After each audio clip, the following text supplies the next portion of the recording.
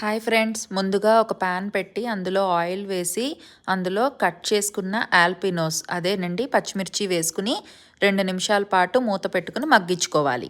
ఇప్పుడు ఒకసారి కదుపుకుని దాంట్లో తగినంత ఉప్పు, పసుపు, నానపెట్టుకున్న చింతపండు గుజ్జు వేసుకుని మరో 5 నిమిషాల పాటు మూత పెట్టుకుని మగ్గించుకోవాలి. చింతపండు గుజ్జులో పూర్తిగా మగ్గిన తర్వాత స్టవ్ ఆఫ్ చేసుకుని వాటిని పూర్తిగా చల్లారనిచ్చి ఒక మిక్సీ జార్లోని వేసుకుని మిక్సీలో కోర్స్గా బ్లెండ్ చేసుకోవాలి.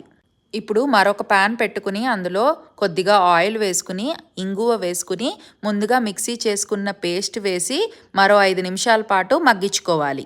ఇప్పుడు అందులో 2 చెంచాల ఎర్రకారం, 2 చెంచాల మెంతి పొడి వేసి బాగా మగ్గించి ఆయిల్ రిలీజ్ అయ్యేంత వరకు ఫ్రై చేసుకోవాలి. అంతే, ఎంతో రుచికరమైన ఆల్పినో పచ్చడి రెడీ. ఇది రైస్లోకే కాకుండా దోశల్లో కూడా చాలా బాగుంటుంది. రెసిపీ నచ్చితే కనుక నా ఛానల్ని సబ్స్క్రైబ్ చేసుకుని